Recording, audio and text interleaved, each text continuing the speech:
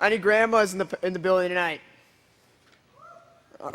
Looks like I'm going with the TV 14 version. Any children? You're all right. Looks like I'm going with the PG version. Oh, Mrs. Leibert's behind me. I'll go with the Y7 version. That right there. I got bad news though. I got home and and I know this sounds cliche, but my dog got at my speech. But luckily, I got this iPad to read it on.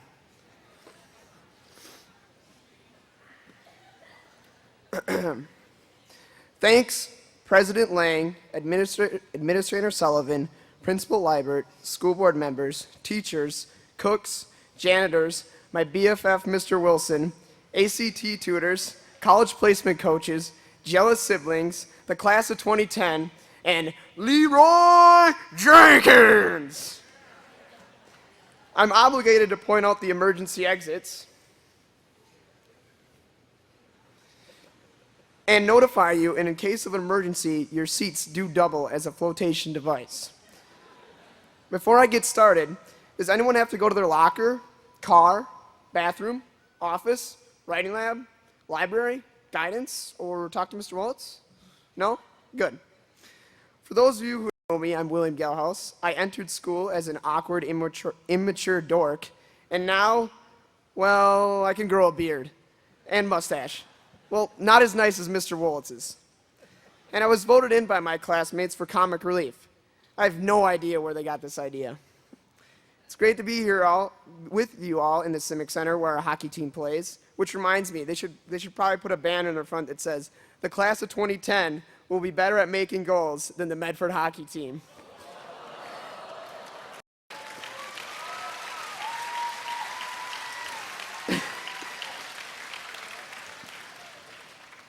Here we are all assembled for the last time as the class of 2010, and we get a sheet of paper for a job well done. We did it. We survived the experiment of elementary school, the mixed lunches of middle school, high school, and Mrs. Wells' persuasion in Spanish. I will take more Spanish. El Español is de clase éxito. As I looked in my portfolio 2 days ago, someone I greatly admire, I have a great respect for, and is inspirational to me, wrote, "William Gelhaus, you are a handsome, funny young man, and someday you'll speak at graduation." Ladies and gentlemen, class of 2010, I wrote that in 8th grade. Yes, I can tell the future, and I'm pumped to tell you that Aaron Rodgers, well, he's going to win 3 Super Bowls. Now, I don't really have a theme for my speech. In fact, I was going to just steal Dwight Schrute's speech from The Office, like what we wanted for homecoming, but I was warned by the senior council and our class representatives that only Gilligan's Island can be referenced. So instead, I thought I'd just go through some memories and have fun with it. Let's start with elementary school, a simpler time of illegal Pokemon trading, recess, Mr. Waller's haunted house, learning the alphabet with those weird characters Adam Apple and Robert Red, and going through 4 principals at Mays. Yeah, 4. It was like Brett Favre going through NFL teams.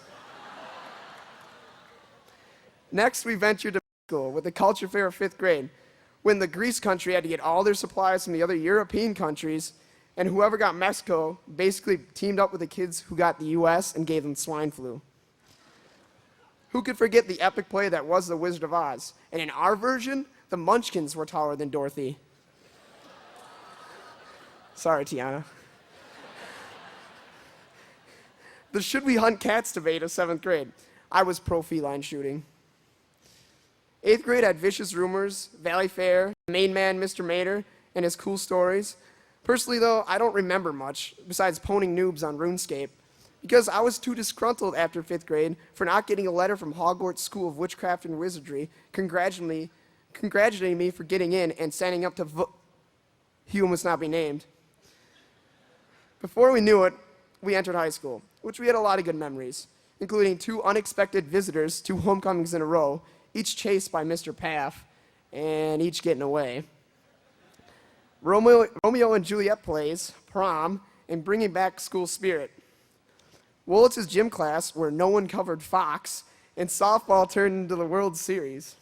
The exchanging of senior pictures this year, The unique thing about mine is that I wrote incredibly specific and false notes on the back. Like, you remember the time you stole those mothballs, you scruffy nerf herder?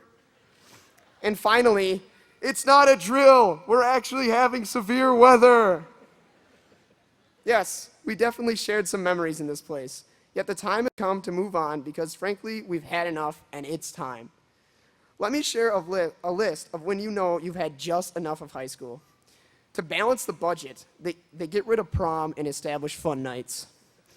Your class song is Nickelback. Because if today was my last day, I would not listen to Nickelback and hope they were called 4 minutes and 7 seconds back, plus a nickel. Nazer is dating your sister all 4 years of high school, and the first time you met was in your first ever high school class.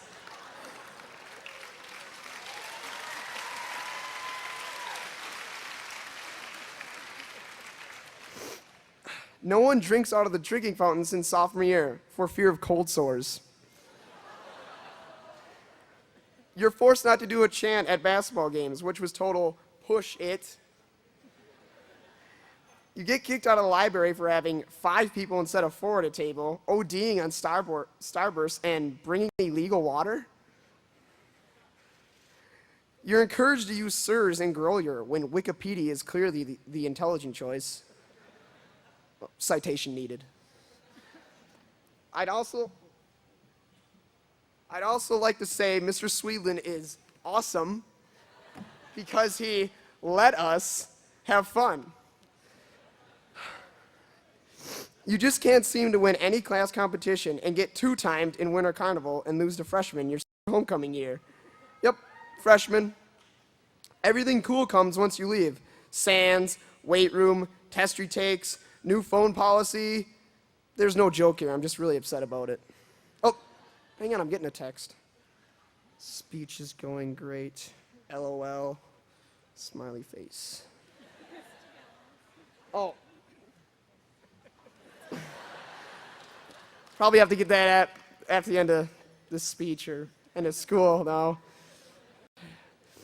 We do have a lot of people to thank who helped us prepare for the future. As you know, 3 of our staff members are graduating with us this year, and I'd like to commemorate them by sharing what they have offered us.